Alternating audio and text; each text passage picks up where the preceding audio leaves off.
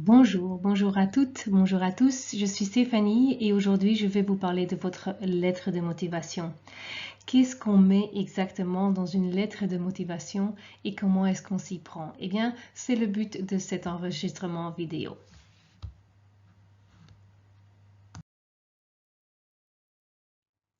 Alors, je dois vous avouer quelque chose. Les recruteurs ne lisent pas toujours votre lettre de motivation pour diverses raisons. Mais les raisons principales sont que souvent ce sont des clichés, ce sont des lettres standards, ce sont des copier-coller de l'Internet et ça ne plaît pas forcément. Alors, j'en conclus que si les recruteurs ne lisent pas toujours votre lettre de motivation, il vaut mieux alors passer plus de temps au contenu de votre CV parce que ça, on est sûr qu'ils le lisent. Cependant, il s'avère que parfois vous devez envoyer une lettre de motivation. Certaines procédures pour des institutions européennes ou des institutions de type fédéral ou autres, ou des départements de sociétés bien spécifiques, font appel à une sélection, un processus bien spécifique où là vous avez tout intérêt à respecter donc la procédure et à envoyer non pas une lettre, non pas uniquement un CV, mais aussi une lettre de motivation. Et puis parfois, il arrive aussi que vous envisagez peut-être un changement de carrière, une autre direction, et là, alors que vous souhaitez donc ajouter une lettre de motivation pour expliquer en fait pourquoi ce changement de carrière. Donc, on va voir maintenant comment est-ce qu'on fait pour que le recruteur soit intéressé par votre lettre de motivation et qu'il la lise et comment s'y prendre exactement. Et je vais en tout cas essayer de vous mettre sur la voie.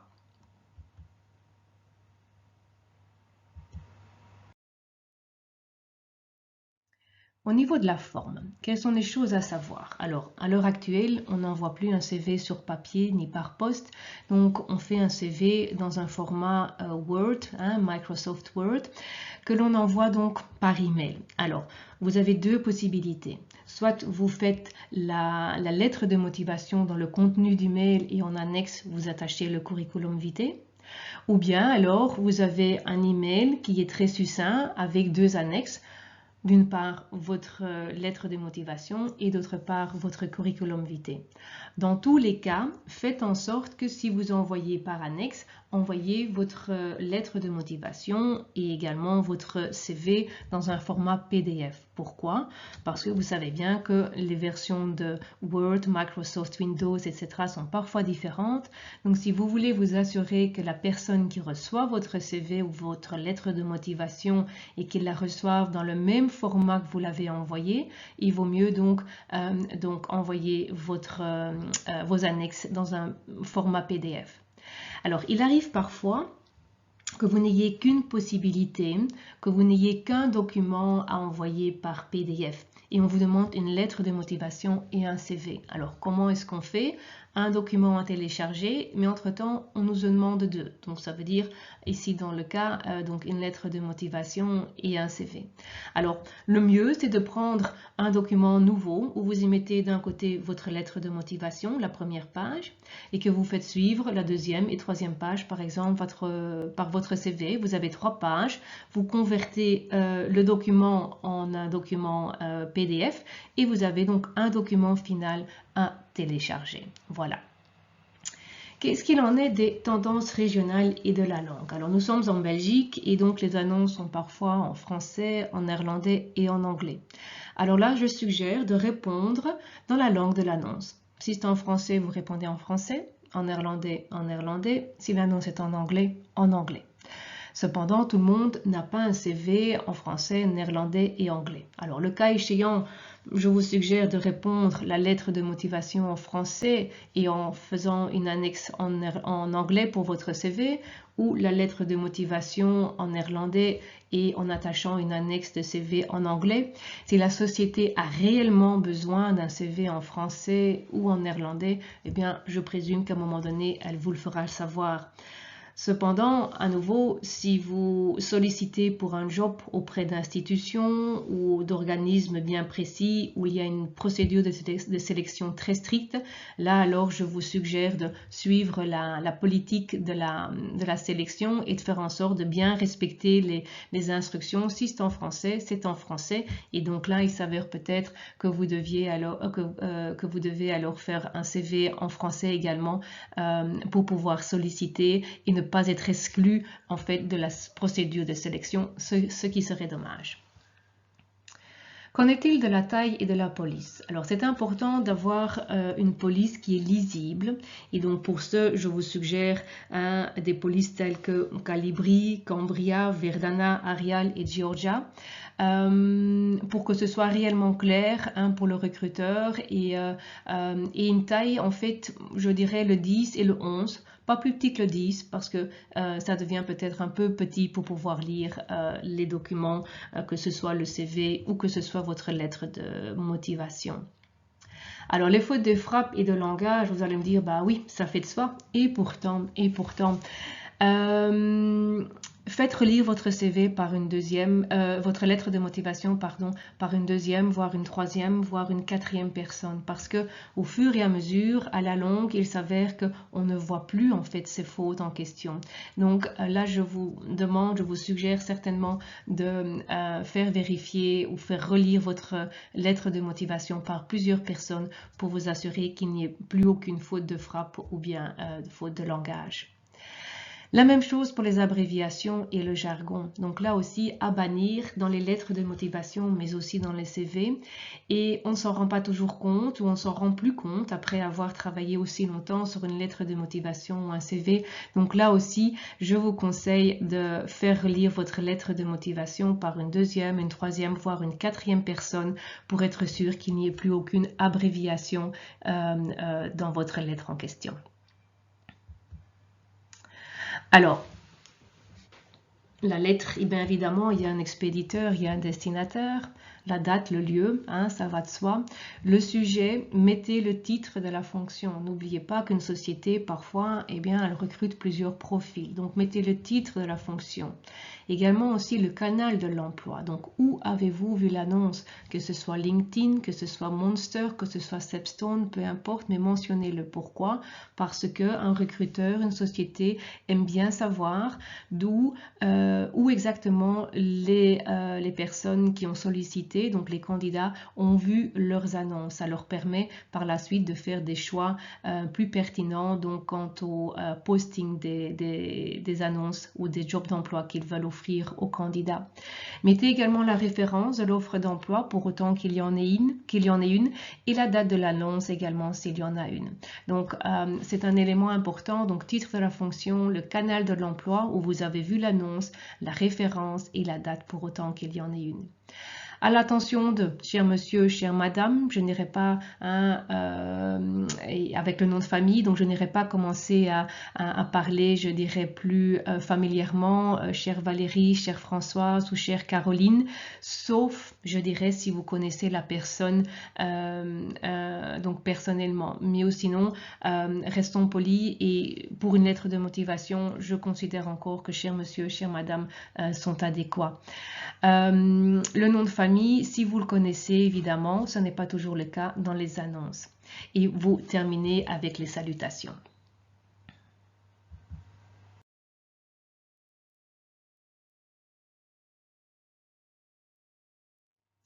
Qu'en est-il du contenu? Alors, le contenu, je dirais qu'il y a trois parties importantes, comme dans toute lettre. Il y a bien sûr l'introduction, il y a le corps et la conclusion. Alors, qu'est-ce qu'on entend par l'introduction? C'est pourquoi vous êtes intéressé par le job ou par l'entreprise dans le cadre d'une lettre de sollicitation, donc spontanée, si ce n'est pas un job bien spécifique. Donc, l'introduction, c'est le pourquoi vous êtes intéressé par le job ou bien par l'entreprise. Le corps, lui, donc c'est plutôt les éléments qui argumentent pourquoi vous pensez être le candidat idéal.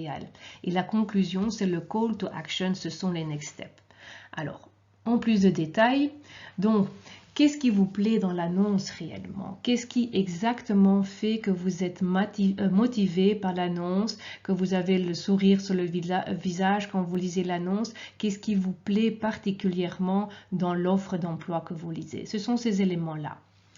Concernant le corps, qu'est-ce qu'on veut savoir exactement? C'est comment vous allez, grâce à votre expertise, à vos compétences, à vos expériences antérieures, remplir le rôle vacant. Il y a un rôle vacant, il y a un manager qui est responsable pour le recrutement de ce rôle vacant. Il veut savoir comment vous allez remplir ce job en question. Il veut savoir ce que vous pouvez faire mieux peut-être qu'un autre ou qu'une autre personne. Il veut savoir comment vous pouvez l'aider à résoudre son problème. Et ça se résume avec What's in it for them. Alors je sais qu'on a un gros piège et lors d'un entretien, on a envie de raconter ce que l'on a fait, le pourquoi, du comment, quelles expériences, etc. Mais il faut ici se diriger vers le futur. Comment est-ce que moi, candidat, je peux vous aider dans votre projet, dans le rôle en question, dans les tâches ou les activités qui sont décrites ici dans l'annonce? Donc, pensez futur, non uniquement dans l'entretien, mais aussi dans votre lettre de motivation. Donc, il faut vraiment vous diriger comment, en fait, vous allez ou comment comptez-vous remplir ou exercer ce rôle en question et ce que vous pouvez faire ce que vous pouvez faire peut-être mieux qu'un autre ou bien qu'une autre qui sollicite également pour ce job. La troisième partie, c'est le call to action. Et donc là, mettez et remettez votre numéro de téléphone, même s'il est sur votre CV, remettez votre numéro de téléphone ou votre email sur votre lettre de motivation. Et si vous êtes temporairement indisponible, car en vacances ou quoi, mettez-le également. Voilà, je suis en vacances de telle date à telle date, mais je suis de retour pour pouvoir vous rencontrer à partir de telle date. Voilà, donc ça, ce sont certains éléments à savoir et à mentionner au niveau de la structure de votre lettre de motivation. Alors, si vous voulez être lu, il y a certaines choses à savoir. Et donc, ce qui est important, c'est de ne pas mettre dans votre CV de mettre dans votre lettre ce que votre CV dit déjà. Sans quoi, ce serait utilisé à double emploi. Donc, les éléments que vous mettez dans votre lettre doivent être d'autres éléments que ceux qui sont dans votre CV. Ce n'est pas un duplicat, ce n'est pas à utiliser en double emploi. Parlez plutôt de vous. C'est important de parler de vous en tant que candidat, en tant que personne, plutôt que vraiment de parler du produit ou du service ou de l'entreprise en question. Comme je le disais juste avant, élaborez-vous sur le futur et non pas le passé. Comment est-ce que vous comptez pouvoir aider la personne, aider l'entreprise à réaliser ses objectifs? Ce que vous savez faire, c'est bien, c'est l'expertise, mais en fait, ce qu'on veut, c'est surtout savoir comment vous le faites. Et donc là, je fais référence aux soft skills, à expérience équivalente entre plusieurs candidats ayant la même expertise. Le choix ne se fait pas sur l'expertise, mais il se fait alors sur les soft skills. Donc, comment on fait les choses, quels sont nos talents, quelles sont nos attitudes, quels sont les traits de caractère personnel. Utilisez les mots-clés, les mots-clés de l'offre d'emploi. Alors, si vous lisez l'annonce que vous avez sélectionnée, il y a probablement des mots-clés qui doivent être repris dans la lettre de motivation. Pourquoi? Parce que pour un recruteur, c'est rassurant de revoir les mêmes termes, le même vocabulaire dans la lettre de motivation. Donc, faites en sorte que les mots-clés de l'annonce se retrouvent dans votre lettre de motivation. Ajoutez référence et date. Oui, si vous avez eu contact avec quelqu'un de la société, si vous avez appelé peut-être avant d'avoir décidé de solliciter pour le job, vous avez peut-être eu un contact téléphonique avec quelqu'un, mettez-les. Mettez-les, donc date et référence, nom de la personne dans la lettre de motivation. Alors, on peut toujours essayer l'humour, soyez correct avec l'humour. Donc il faut que ce soit un humour assez correct. Ça plaît ou ça ne plaît pas, mais ça vaut certainement la peine d'essayer. Donc à nouveau, comme je vous le disais, les recruteurs, ce sont des personnes, si vous les faites rire, eh bien ça fait probablement, ça donne certainement un impact et probablement que ça vous aide à éventuellement être pris en considération pour le job en question.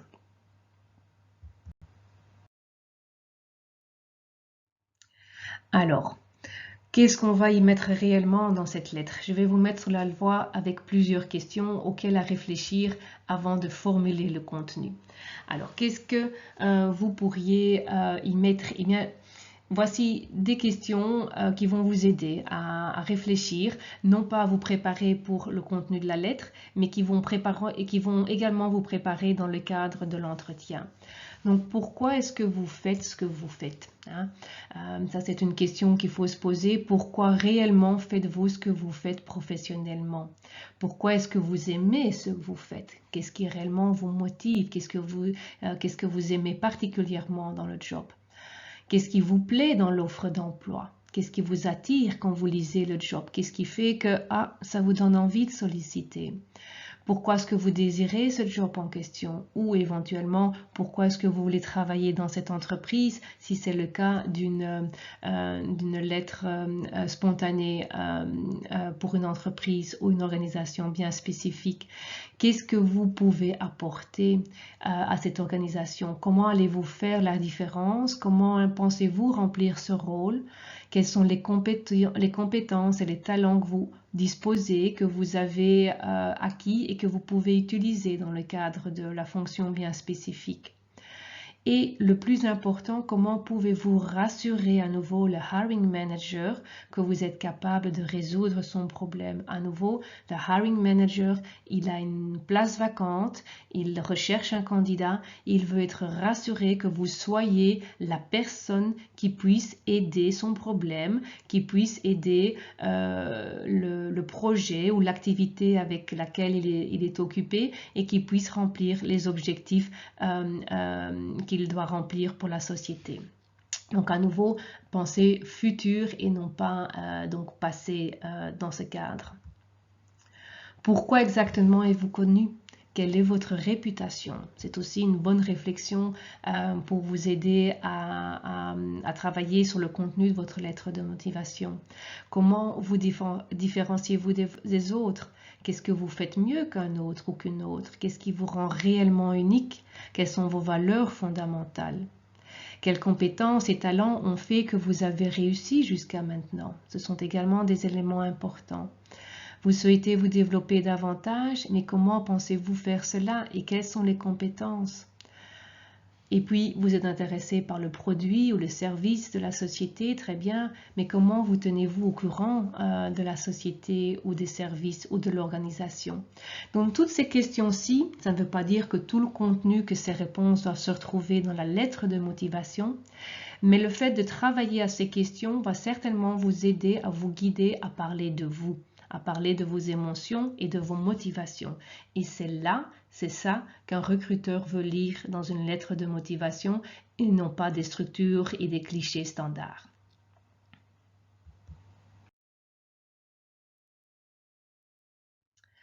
Alors, faites parler de vos émotions. Une fois que vous avez du contenu, il va falloir le motiver, il va falloir le formuler, pardon. Alors, je vais vous donner ici un exemple. Évitez donc ces phrases avec ces tournures assez standards, assez clichés. Donc, votre société reconnue par sa notoriété et ses valeurs m'attire particulièrement. Je souhaiterais vivement m'intégrer dans votre structure pour effectuer mes 2 années de stage, ce qui constituerait un réel atout pour la suite de mon projet professionnel. C'est un petit peu standard, un petit peu cliché, ce sont des mots un peu pompeux. Et donc là, je vous conseille plutôt de parler avec vos émotions. Faites-le simple et dites simplement les choses telles qu'elles sont.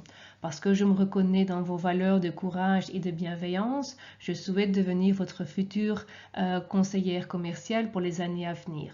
Ce job en tant que sales support est très important pour moi car mon ambition est de devenir manager commercial à long terme.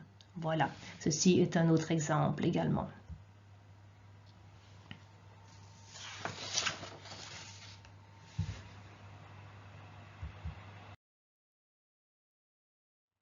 Voilà, donc en résumé, on a revu un petit peu quels sont les éléments qui sont à prendre en considération au niveau de la forme, au niveau du contenu, mais surtout ce que vous devez ou ne devez pas dire ou écrire afin d'être lu par un recruteur. Donc je vous challenge au niveau du contenu, non pas sur la forme parce que ça c'est plus facile, mais au niveau du contenu, de réfléchir, de parler de vos émotions et de formuler donc comment vous pouvez réellement aider l'entreprise ou le manager dans ses objectifs bien spécifiques plutôt que de parler du passé.